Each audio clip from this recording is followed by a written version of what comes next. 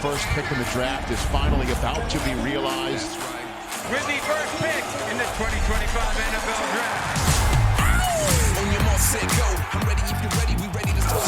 Carter takes a down, has a seam, and jumps into the end zone. Travis Hunter, the most dynamic player in college football. One goal, so there's one thing on my mind. To be number one, here we come. They're going to get it. Jalen Walker got him. He's got a man, caught, touchdown, Coastal Loveland. Dart wants to throw. He's got a man. Touchdown. This is a big-time playmaker. He's going to be ready to roll. Jump ball for Tyler Warren. Touchdown. Do it, Bigo. So much energy, so much passion.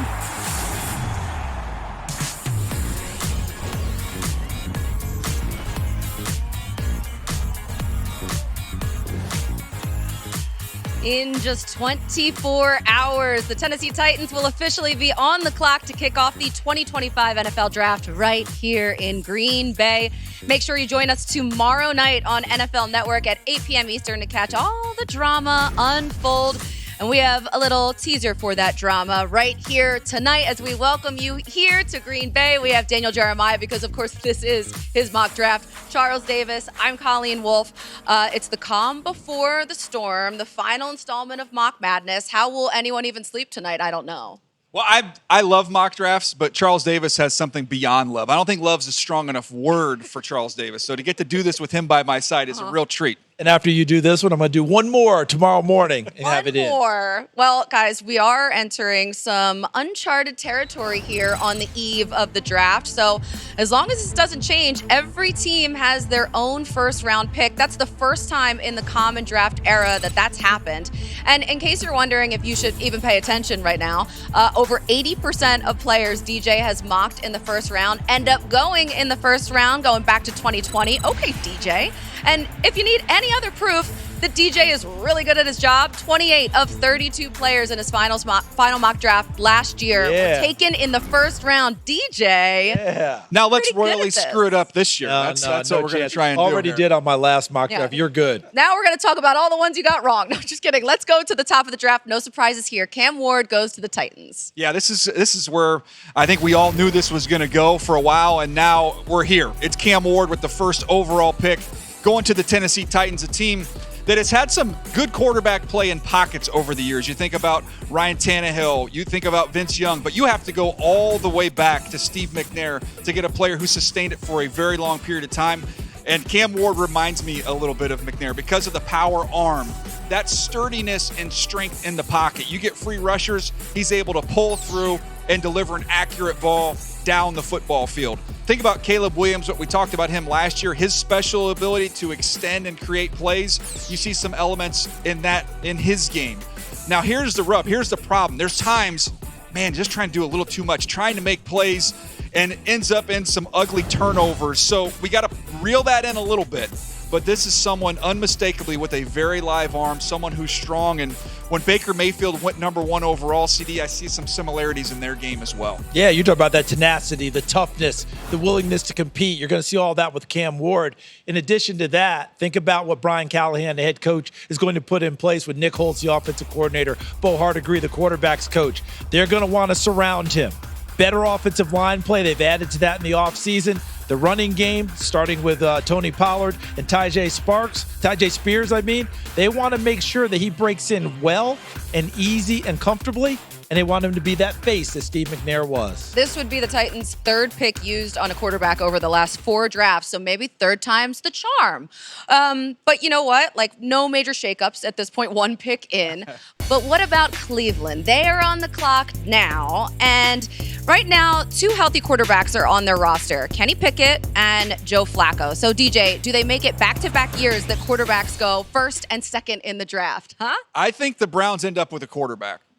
But not right here. Okay. They're going to go with Travis Hunter, in my opinion, and then maybe hunt for the quarterback later, whether that's coming into the back of the first round or sitting and waiting in the second round. So, to me, they go get the best player in the entire draft in Travis Hunter. Such a unique talent with all the different things he does on each side of the ball, the Heisman Trophy winner. You start with the ball skills. As good a ball skills as you'll ever see. His ability to track and play the football, go get it on offense, go get it on defense, it's exceptional. The run after the catch, you're going to get some easy completions. If you're Joe Flacco, whoever their quarterback is, you're going to be able to watch him do something special with the ball. When he's on defense, man coverage, I like him better in off than in press. When you see him here with these zone instincts to be able to see things, set traps, and go make plays on the football. He is a playmaker first and foremost. He's just like water to me, CD. He is so fluid and so smooth. You're getting a Marcus Peters type to take it away on defense and a Garrett Wilson-style receiver. I like how you went Bruce Lee there. Like water, be able to adjust and manipulate and do all the great things there. Here's the thing you got to think about. The Cleveland Browns in their division, the AFC North, every week is a steel cage match. Every week is a bare knuckles brawl. You pump up the offensive side of the ball, and Andrew Berry, the general manager, has said if Travis Hunter is their pick, he will start on offense and he'll sprinkle in defense. Just remember that, Browns fans. You're thinking, are we getting a two-way player? You are full-time eventually, just not in the beginning. They know how to get their offense up to par and compete in the AFC North. Yeah, so he could play alongside Jerry Jeudy and then eventually across from Denzel Ward. Not too bad. Is there any way he can cover himself? Can he, Right? Do more. That's what we need. The more you can do. So with Travis gone, the pick for the Giants is as expected, DJ. I'm going to go with Abdul Carter here to the New York Giants. But I'll tell you, over the last 24 hours, there are some rumblings that maybe there's a chance they get out of this pick. What? I don't have any more than that, so I'm just going to stick with what makes sense to me. Abdul Carter, I think he's the second best player in the draft, an elite pass rusher. So you're getting a premium player at a premium position, and we'll get to the quarterback with the Giants a little later on. Spoiler alert. Big-time speed with Carter. When you see rushes like this against USC where they don't get a hand on him because he wins right now, these are early wins. Again, first step quickness. He destroys angles of tackles. You can blitz him from inside if you want to do some off-the-ball stuff. You see him ranging laterally here as a former off-the-ball linebacker. He can do this stuff as well. You want to spy quarterbacks? No problem. To me, this is an elite talent with elite get-off, big-time bend at the top of his rush. And, Stevie, he's from the Von Miller school of pass rushers. Which means slalom, right? If you're a skier and that bend to get underneath people and make that circle run the hoop to the quarterback, he does it so well. And if you're the Giants, if you're going to address the quarterback later, I like that tease, DJ. Can't wait to hear about it. Did you say Jackson Dart? Oh, I didn't hear it yet. But anyway, when you talk about Abdul Carter, now you're putting him with Kayvon Thibodeau, you're putting him with Brian Burns, and you pump up things on the defensive side of the ball. Because who do you have to chase? You got to go get Philadelphia. You got to go get Washington because right now they're setting the pace in your division. It makes a lot of sense, especially with Azeez Ojulari departing in free agency. I hear this next pick, though. Actually, this was what Abdul Carter posted when he had visited the Giants. Just a little, LT, little Lawrence Taylor out there. You know what that's called? Dropping hints? That's aspirational right there. Oh. That's what he wants to be. Inspirational and aspirational. And Giants fans, they want to see that too because no group in the league likes to chant defense more than Giants fans. Also, he has just responded and retweeted things with the number 56. So he's dropping all sorts of hints all over the place, not so veiled there. I hear, though, this next pick is where the draft actually begins. Is that true? And who's going to New England? Well, New England, they spent this offseason trying to help out Drake May. They did it. They actually got some help on the defensive side of the ball. Josh McDaniels comes in there to call plays. They went out and get Stephon Diggs, but they have got to solve the left tackle position. I think they go that route here with Will Campbell out of LSU. There's some rumblings. Okay, does he have to play inside? Is he a tackle? He starts at tackle. He's much better than anything they have in that organization right now. If down the road you find out maybe he needs to slide in and play guard, he can be an outstanding guard as well. So to me, this is a much needed need here, filled by the New England Patriots. And sometimes people get upset when they call a safe pick. People want that super splash. Sometimes the safe pick is the splash. And Will Campbell may very well be that guy. This feels like when they drafted Logan Mankins. People didn't really know, but guess what? Logan Mankins was a Pro Bowl, all-pro player. And Will Campbell could be the same at left tackle. It's a great fit for a team that desperately needs to upgrade that offensive line. Guys, don't miss all the action live from Green Bay. You can tune in tomorrow night, 8 p.m. Eastern, when the Titans officially go on the clock. Rich Eisen, Joel Klatt, Charles, and DJ will follow all of the picks and the trades, all the surprises live, 8 p.m. Eastern, here on NFL Network. Coming up next, though, the Jags, Raiders, and Jets are all on the clock. Will one of them take Ashton Genty as all three franchises kick off new regimes? You'll have to wait and see. And the Giants pass on a quarterback at 3 in DJ's mock. Will we hear Shedeur Sanders' name from the Saints front office? Stick around. Daniel Jeremiah's mock draft continues after this.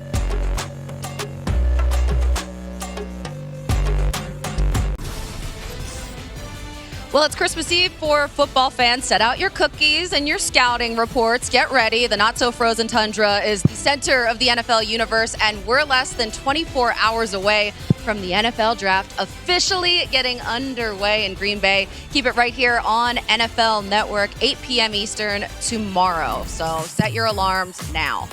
So to recap, DJ has Cam Ward going first to the Titans, Heisman-winning cornerback and receiver Travis Hunter going to the Browns, edge rusher Abdul Carter to the Giants, and the Patriots help protect Drake May with LSU tackle Will Campbell, which means we have which team on the clock, Liam Cohen? Jacksonville, the community, Duval. I'm sorry, I could hear it so many times it'll never get old. Every single time it's good. So I don't know that Liam thinks it's fantastic. Really? Oh, come on, Liam, embrace it. So do you think that they go offense with this pick? I do. I think this offseason has been about Trevor Lawrence. Yeah, you go out and you get an offensive head coach. You go out and get some offensive linemen in free agency. Now I think it comes down to a wide receiver versus a running back. And when you look at the great Jags teams over the years, the ones that have been great, they featured a big-time running back, whether that was a big-time guy that we worked with in Maurice Jones-Drew. You go back to Fred Taylor. You look at early Leonard Fournette. All those good Jags teams had big-time backs. What I love about Genty is you just can't hit him. He's just a little piece of muscle. You can't get to him. His contact balance is ridiculous. There's plays like this littered through his tape where you're like, how did he just come out of there? They cannot get him on the ground because of that contact balance. And look how low he gets to the ground on contact. Guys just bounce off his legs. He can lower his shoulder and run through defenders down there at the goal line. I think Tony Baselli, who's involved heavily with this organization, is going to love this pick, CD. Yeah, former offensive lineman in the Hall of Fame. They love to block for excellent running backs. And don't forget, when you mentioned that muscle, remember the muscle hamster? That's exactly who I was thinking of, too. We're from Boise State. From Boise State. We connect dots in occasionally here. But here's the other part about him. He plays the game with such joy. He plays it like we played it as kids in the backyard, right? What does he talk about? He was in a great article when he talked about why you should draft me, why I'm going to be successful. He mentioned, hey, I'm one of those guys that is tackle football. You know what I'm saying? I draft the guy they can't tackle. That's what he's all about. That's what he wants to be. And by the way, Duval, they love a guy who can run the football. Duval. Last running back drafted top 5 was Saquon Barkley, who is arguably the player that pushed that positional value up boards. So I think that's pretty cool. Let's go to the Raiders now. They made some serious changes in the offseason, bringing in Pete Carroll as head coach, trading for Geno Smith. They also got Chip Kelly back in the NFL after a title run with Ohio State. And don't forget about minority owner Tom Brady's connection with Shedeur Sanders. So, could we have our second quarterback here, DJ? How about now? I don't think so. I think this comes down to whether or not they're going to go for an offensive lineman. Ashton Genty is off the board. Or you could look at a defensive lineman. Mason Graham would be tempting from Michigan. John Spytek, the general manager from Michigan. But I'm going to draw a different connection. I'm going to say they go to the University of Texas and they go get Kelvin Banks. You're in a situation with the Raiders right now, CD, where you've got a left tackle, Colt Miller, who wants more money. You've got an opportunity to know everything about Kelvin Banks because Pete Carroll and Steve Sarkisian are very close, having worked together. So I'm going to just connect these dots and say they get their eventual starting left tackle and Banks can fill in elsewhere until that day comes. Yeah, and if you are playing in the AFC West right now, Kansas City has become a very good defensive team rushing the quarterback. Denver last year wreaked havoc getting after people, going after the quarterback. So this makes a lot of sense. You're trying to make sure you shore up that left tackle position. Kelvin Banks, people can talk about length and getting – the footwork is exceptional. Kind of looks like Rashawn Slater out there a lot, doesn't he? That footwork, so you don't worry about the left arm, the arm length at left tackle. That's a nice pick for the Raiders and a little bit of a surprise. Nice pick for the Raiders. Let's go to the Jets now. What do you have going on with the New York Jets? So I feel like a lot of these picks, it feels like one or two players. Tyler Warren, I love, the big tight end from Penn State. But then you have Armand Membu, the right tackle from Missouri. They have one hole left on this offensive line that they have completely revamped over the last couple years.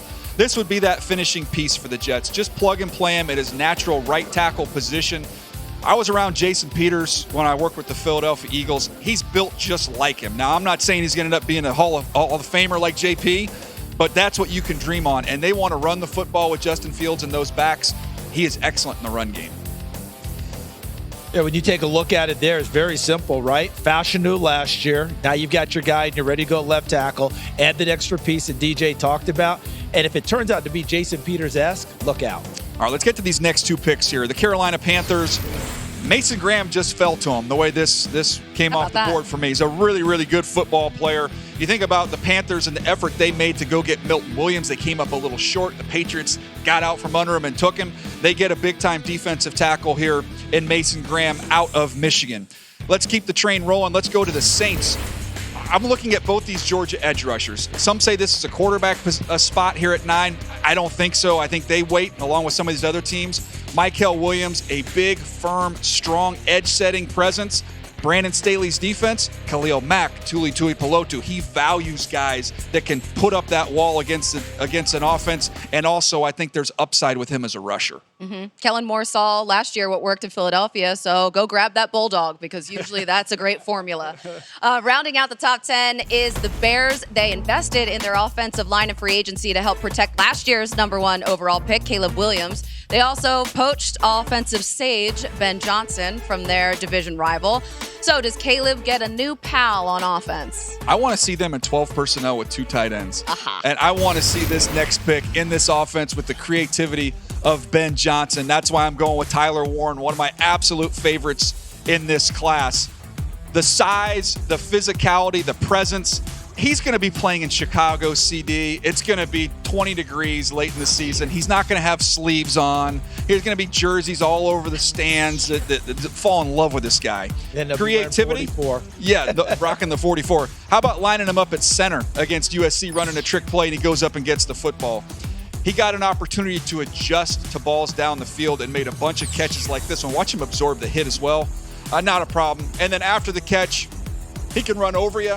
He can run away from you, and apparently he can jump over the top of you. And as popular as he's going to be with Caleb Williams, he's going to be just as popular in the running back room because this is what he does as a blocker.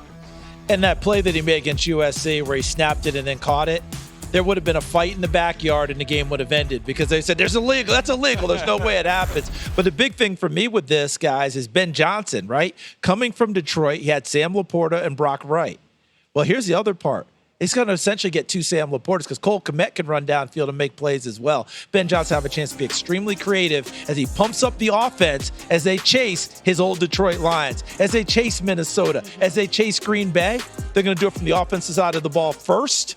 And this guy is magnificent. And the Bears have 2 picks early in the second draft or in the second round, so they can get creative with this pick too. It can be a little bit of a luxury pick for them. So let's get to Next Gen Stats powered by AWS. Talk a little bit about these tight ends, and Tyler Warren scoring nicely for tight end production scores since 2019, behind only Brock Bowers and Kyle Pitts. Pretty good company for him to be in, DJ.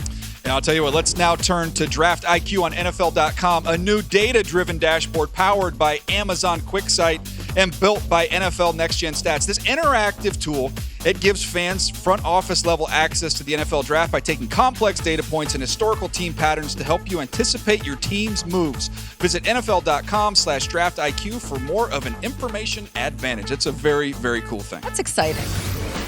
Very exciting, just like this Niners pick. All right, so this one, I get it. I think there's a chance you have to wait a little bit more for Gray Zabel. I love the player. I love the idea with Brock Purdy getting ready to get paid of let's address the offensive line.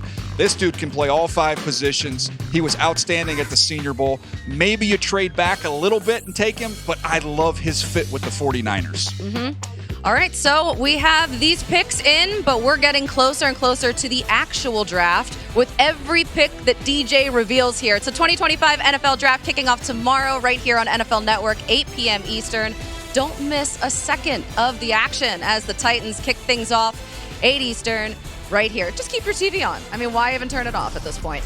And this mock draft, however, the Cowboys will be on the clock when we come back. Will they make a flashy move for a wideout opposite CeeDee Lamb?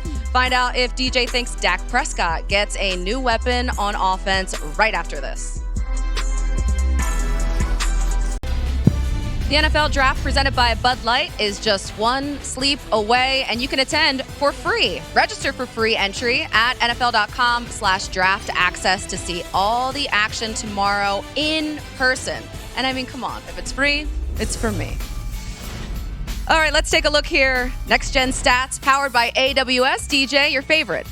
Yeah, you look at Next Gen Stats powered by AWS. This is an opportunity here to see the new Draft IQ dashboard powered by Amazon QuickSight is where the 2025 NFL Draft meets real-time data. Football fans ever get a personalized dashboard for all 32 teams, complete with positional probabilities, trade scenarios, and the most likely draft targets based on team data.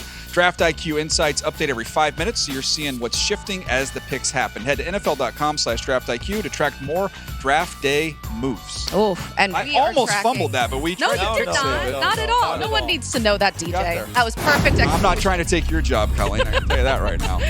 The draft, it is loading, and while we wait for the real thing, here is Daniel Jeremiah's first 11 picks. Abdul Carter going to the Giants would be the highest drafted Penn State player since Saquon went second overall in 2018. You have Kelvin Banks Jr. going 6th overall to Vegas. History repeats itself with Pete Carroll's first draft pick with the Seahawks. He took offensive tackle Russell Okung 6th overall in 2010. You can see the rest of the picks right there. But the Cowboys, they are now on the clock in DJ's mock. It will be the first time that they've selected 12th overall since 2021 when they took an edge rusher from Penn State named Micah Parsons, and that seemed to work out pretty well for them then. So what do they do now, DJ? Well, I think interior offensive line is a very real possibility, but I'm going to have some more fun here. I'm going to go get him a playmaker opposite of CeeDee Lamb. Tet McMillan, in my opinion, is in play with the 5th overall pick to the Jacksonville Jaguars. I had them going with Genty. In this scenario, he's there for the Dallas Cowboys and a nice, big, rangy target for Dak Prescott, CD. Well, I like where you're going with this one because it makes so much sense. CeeDee Lamb wanting that running mate that allows him to run a little freer down in the secondary. McMillan gets a chance to play a little basketball, or really, should I say, volleyball, which was his second sport, and go over the top of people downfield. That makes a whole lot of sense to me to see how they're going to do with that. And let's see how the rest of the division deals with this big, tall receiver. Plus, that's a Cowboys pick, man. They're going to have fun when they make that kind of pick. Tet McMillan is fun. And they got to keep up with the Commanders and the Eagles just in their own division. Play volleyball over the top now. They got to spike those teams. All right, here we go. Coming in at lucky number 13, our first trade of the mock draft. The Broncos are making moves, and Sean Payton gets his joker. Yeah, he's been talking about that joker, that mismatched player. I know they went out and signed Evan Ingram. I do not think that will stop them from trying to get up and get someone like Colston Loveland. And if you want Colston Loveland, you're looking at the Colts at 14 going, you better get in front of them. They've been identified as a tight end team. So you get him with Bo Nix, a chance for them to grow together. I think if he had had a healthy process, I have him as one of the 7 best players in the draft. If he had been healthy all throughout the spring, I don't think they'd have the opportunity to get him at this point in time, CD. Yeah, and think about what he did last year. Missed games, caught the most balls he ever caught in a single season at Michigan. And let's just say their quarterback play was uneven at best. So this guy is super talented. What you listed for him, smooth mover, rangy athlete, Mark Andrews type player. I comped him to Tyler Eifert. Remember the great tight end at Cincinnati before injuries took him out? His ability to break out wide, get one-on-one, make plays downfield, and a major red zone target. Because he can go one-on-one with people and beat them. You want to put a linebacker out there, he'll defeat you. Defensive back, he'll be over the top of the defensive back. It's going to take a lot to keep Colston Loveland out of the end zone. This is what Eifert did so well. Look at that. That's one-on-one against a DB in the red zone, getting it done. You mentioned the joker. Ingram can be the joker. He can be Jeremy Shockey, Jason Witten, right? And Jimmy Graham. Remember, Sean Payton coached all 3 of those tight ends as well. And if you want to know what that costs, because I'm sure people are curious. DJ, what does that cost? What would that look like? You can see it on the screen right here. The Broncos, they get pick 13. They also pick up a 4th-round pick.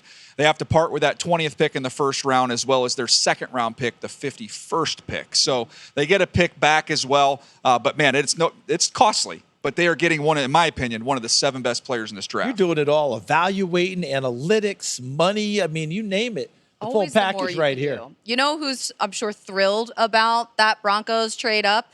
Chris Ballard, because they desperately need a tight end. So who do the Colts get? Well, the tight ends are gone now. You've got 2 big-time tight ends. They're off the board. So Chris Ballard, look at his track record. What does he love? He loves traits. And one of the traitsiest players in this year's draft class is Shamar Stewart, the edge rusher out of Texas A&M. Quite honestly, reminds me a little bit of Kwity Paye, who they picked coming out of Michigan, who did not have a ton of production. But at the Senior Bowl, you saw what Shamar Stewart was capable of, the speed, the power. He just doesn't have the sacks. He doesn't have that production to fall back on. But, man, there is a lot of upside with this young man. Let's get it going here to the Falcons. This was a little bit of a surprise that Jalen Walker was still there. The Falcons have... That an edge rusher? That is an edge rusher. The Falcons have needed an edge rusher since Charles Davis was in Pee Wee football. John Abraham, where have you gone? They finally get one, and again, one of the top players. It's a value pick with Jalen Walker. They won't have to travel far to have gotten to know him. So I'm going to go Jalen Walker right there to Atlanta. The Arizona Cardinals. This might sound familiar. They go to the Ohio State University and get another receiver. Get out of here. I like this not only because I think Emeka Egbuka is worthy of going here and he's a good player. I think Emeka Egbuka gets there with his former teammate and Marvin Harrison, and I think he raises his level of play. So here they are as teammates in Columbus. They reunite, same color scheme, CD. We get him there with the Arizona Cardinals. Yeah, the jerseys look very similar. Now the play style can be similar, and they compare it also to add Michael Wilson in from Stanford. All right, we're going to keep the train moving here. We've got next up the Cincinnati Bengals with the 17th pick. Edge rusher Donovan Izaraku from Boston College. Actually reminded me of some of the guys that have been instinctive rushers, one of which is Trey Hendrickson. They've got to figure that contract situation out. This either gives him a running mate or a replacement. I guess we'll have to find out as we go forward. But a lot of tricks in his bag, a lot of production, knows how to win as a pass rusher. And new DC, Al Golden, he gets some reinforcements for that defense that struggled mightily last season. Lots of intrigue and drama unfolding in DJ's mock, but tomorrow, mock meets reality, 8 Eastern. Will it be as dramatic, though, as his version? You'll have to find out. Rich Eisen, DJ Charles, and Joel Klatt will take you through rounds one as one surprise unfolds after another. They will also be there for every other round of the draft, too. Tomorrow, though, starting 8 p.m. Eastern. So we're at number 18 now in DJ's mock, and 2 of the top quarterbacks still on the board. DJ has another team moving up to take a quarterback, but will it be Shedeur Sanders or Jackson Dart? Stick around to find out who goes to which team right after this. And here's a sneak peek at our new content series where Brock Purdy and Daniel Jeremiah break down Shedeur's game, all with the help of Toyota. Be sure to check out Going Places, presented by Toyota on DJ's social accounts. That's Move the Sticks. Let's go. Obviously, the expectations that he's had, throughout his college career, and then taking Colorado to new heights like that, that's not easy. The knock is a little bit of the arm strength, and then, holding the ball. Took a lot of sacks. With my experience of playing, if I can show my guys, that I can get hit and then keep going, that just shows a lot about, your leadership and just being able to learn to get the ball out, play within the timing of the offense and concepts. I think those are things that he has and will continue to learn and develop. No doubt. It's time to get this show started, Green Bay. If you need a hero. I lived in Italy. That was when I started building my passion for football. It's a hard football journey. Being a zero-star recruit really taught me to put my head down and just keep working. Playing for Dad, not only is he the coach, we represent him on the field. Draft night will be legendary. Rich Eisen is running the 40 to benefit St. Jude Children's Research Hospital. This is your reminder to stay right here on NFL Network to watch the draft and see Rich and friends run Visit stjude.org/runrichrun to donate. As we go through DJ's mock draft on this draft eve, you can see picks 1 through 11 there. Tyler Warren going 10th to Chicago. Colston Loveland there, 13th to Denver. Sean Payton trading up for his tight end. And then we have picks 12 through 17. Emeka Egbuka there. The Cardinals drafted Marvin Harrison Jr. last year. Reunite him with his Ohio State running mate and DJ's mock, like we talked about before.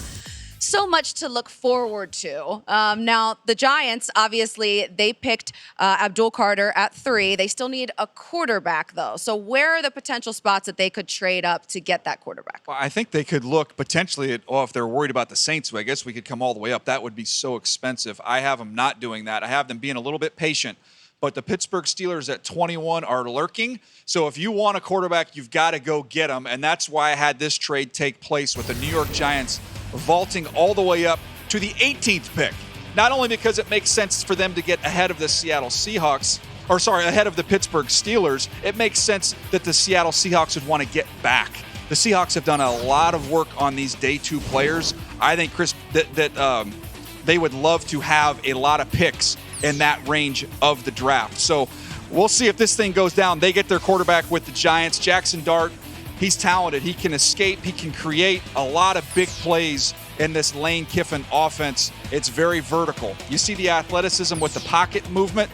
He's able to climb up, make plays down the field, and then his rushing totals, don't sleep on those when you dig into his numbers in the SEC. He can really move.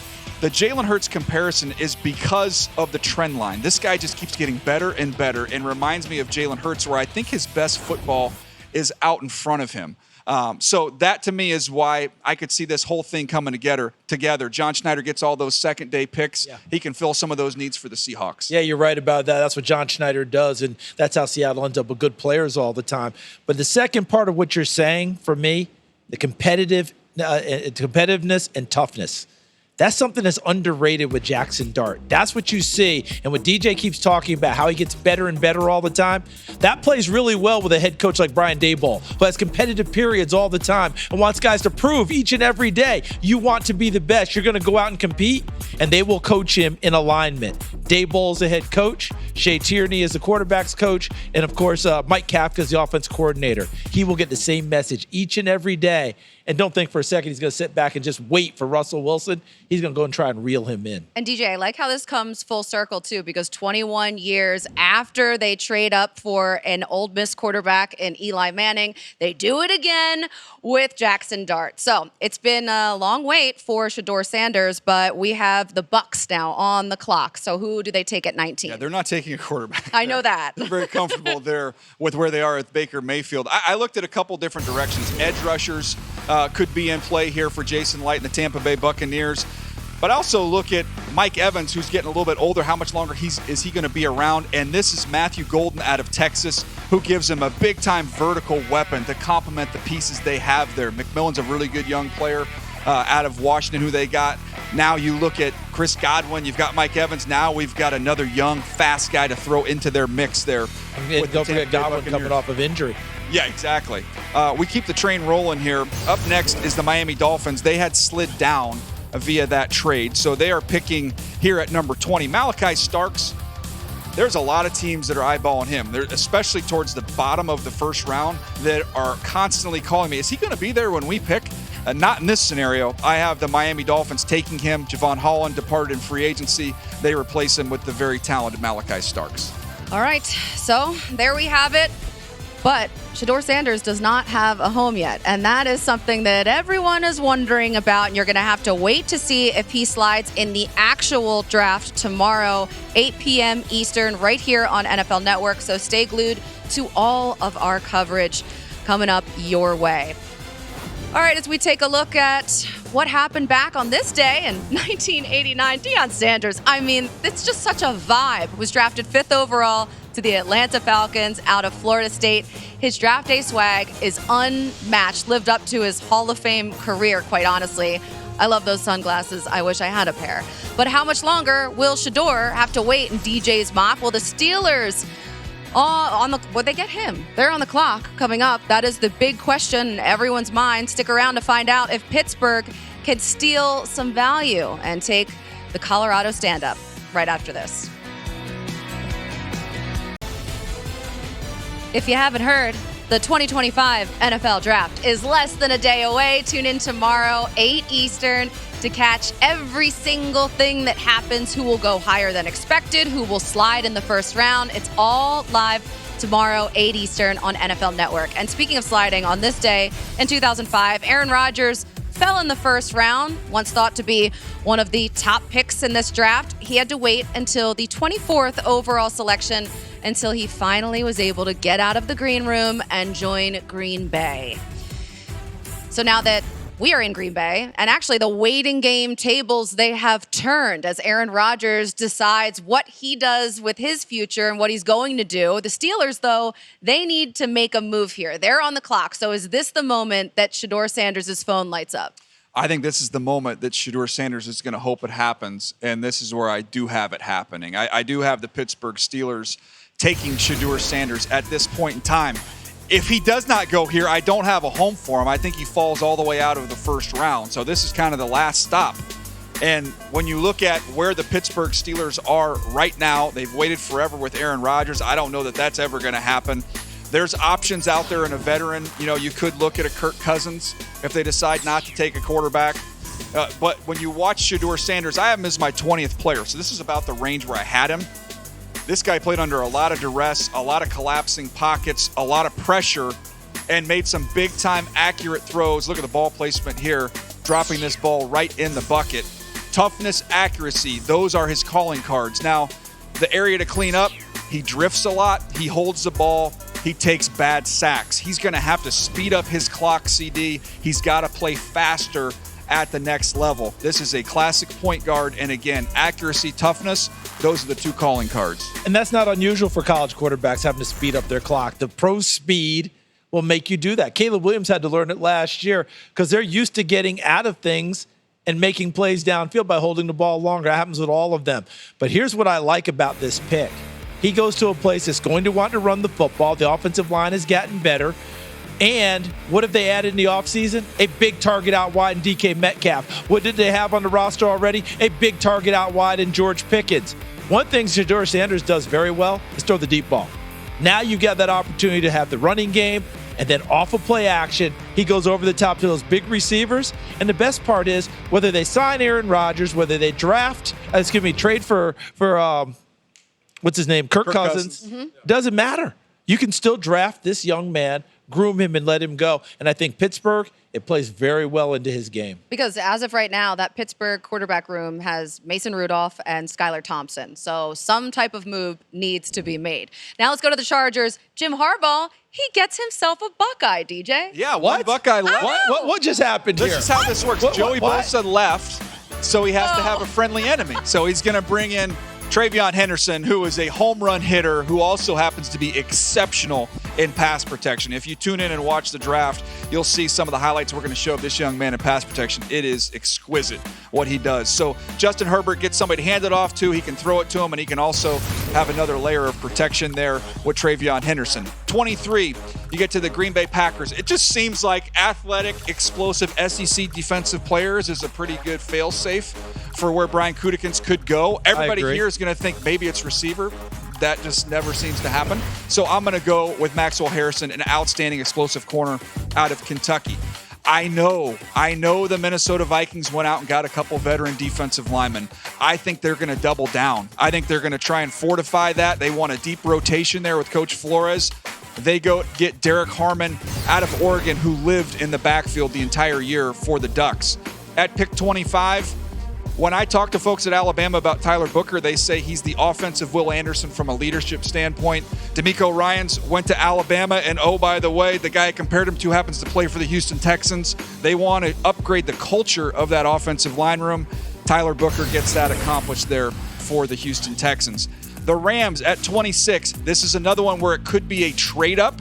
I don't know that Omarion Hampton from North Carolina, the running back, gets there. I could see them trying to move up for him a little bit. But I love this fit. And you say, well, Kyron Williams has all this production. Why would you do that? Last year, Kyron Williams had one run of 30-plus yards. Saquon Barkley had 10 in the regular season and 3 more in the postseason. They are hunting the Eagles, and they want somebody that can give some of those explosive plays running behind a very good offensive line that they just simply have lacked. And if he goes to the Los Angeles Rams, he goes to a place that's dedicated to getting that done because Sean McVay, for all of his offensive wizardry, he wants to run the football. His wide receivers have to block. And you give him O'Marion Hampton, oh my goodness, now those explosive plays start to pile up. And we're looking at a big-time back. And guess what? That allows Sean McVay to call every play in his arsenal because he can alternate between Hampton and Kyren Williams. And the Rams love to draft running backs. They've done so in 7 straight drafts. So you never really know what round it's going to happen in, but it's definitely going to happen. You guys mentioned Saquon Barkley. Let's talk about what Philly is going to do coming up next on the show. Does DJ think lightning strikes for, a 5th time in Philly? Find out who the champs are taking in his mock draft next.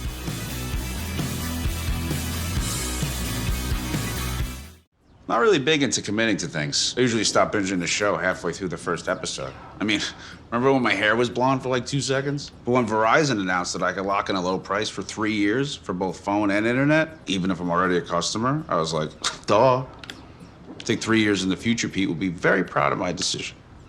Look at me grow. Come on!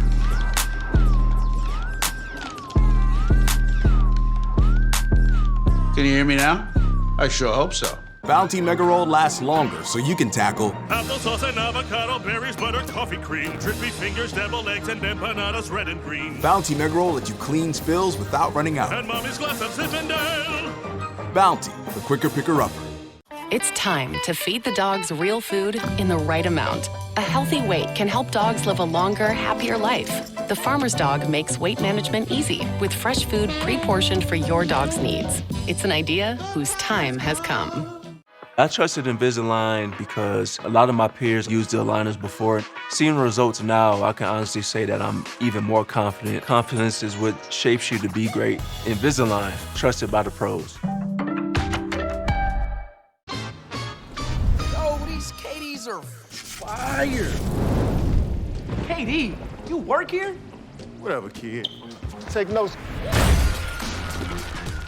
Every shoe for every athlete, only at Dick's.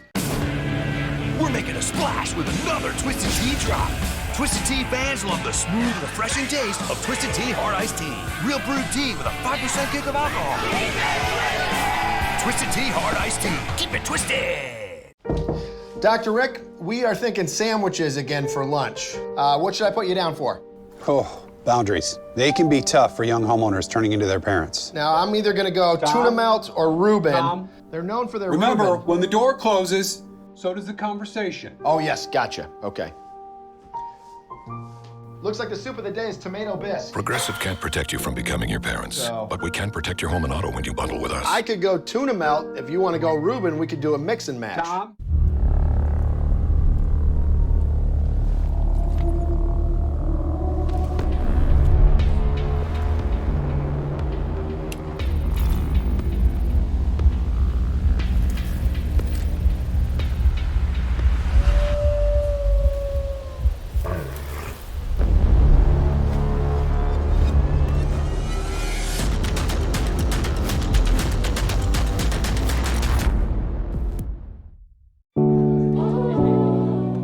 None of us make it very far alone. It takes a team.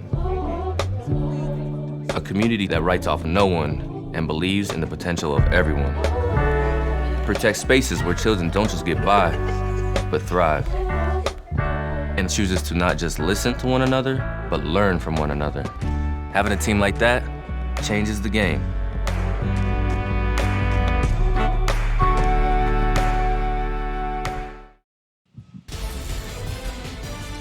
Draft day is knocking on the door, and we are answering tomorrow. The 2025 NFL Draft is less than 24 hours away, with the Titans selecting first overall. 8 p.m. Eastern, find out where the next wave of NFL stars will call home right here on our home, NFL Network.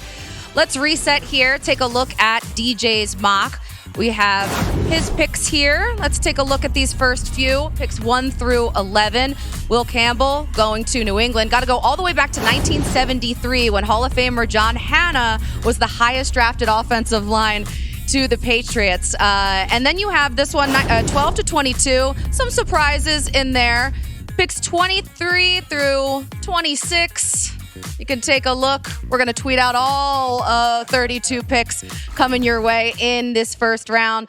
But DJ, let's go to Baltimore and the Ravens. Who do you like? Defensive player here? Well, I was in Baltimore when we took Elodie Nada, and big, explosive, powerful guy.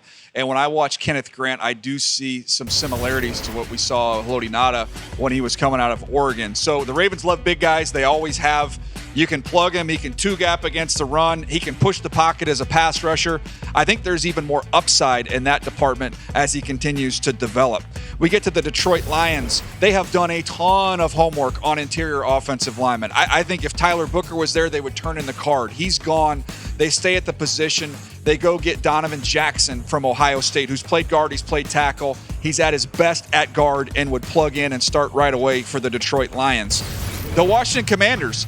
In this scenario, they get, to me, one of the top 10 to 12 players in the draft. Teams, for some reason, punish nickels. Jahdae Barron is an unbelievable football player who's going to start in the slot, take the football away, not miss tackles, and you can blitz him. But in this scenario, he falls, and he falls into the Commander's lap. The Buffalo Bills, you got to get better against the pass. You go get a corner in Trey Amos from Ole Miss, who is very long. He can press you. He can play off.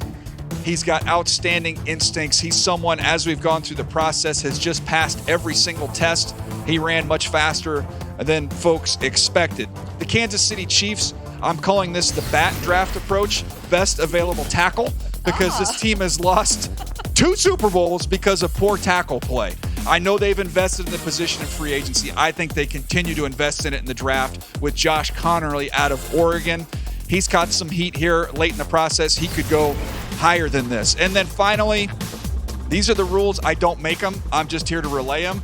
The Philadelphia Eagles are entitled to an unbelievable Georgia or Alabama defensive player to fall in their lap. It's just the rules. That's what it is. Jahad Campbell's my 12th player, and here he is at pick number 32, a little bit dinged up with the shoulder going through this process. That's how he lands down here in Howie Roseman's This is lap. Nolan Smith redo. That's Nolan Smith redo. Yeah, I mean, the Eagles, they continue this trend of drafting defensive players in the first round. This will be the 5th straight year for Howie Roseman. How do you feel now that you've gone through your full mock draft? I would say confidence level, scale of 1 to 10. I'm at like a 2.7. That's it. No, Wow. you're way above that one. Next year, we're going all 7 rounds. DJ. I love that. No commercial breaks In 1 hour. at all. Yeah, In 1 hour. It's going to be fantastic. Who do Great you job, think Deej. could potentially like zig when we think they're going to zag tomorrow? To be continued. I have no idea. You have I can't no idea? wait. That's what this draft is. We're going to see it all happen tomorrow. Thanks for hanging out with us, guys. Enjoy the actual draft.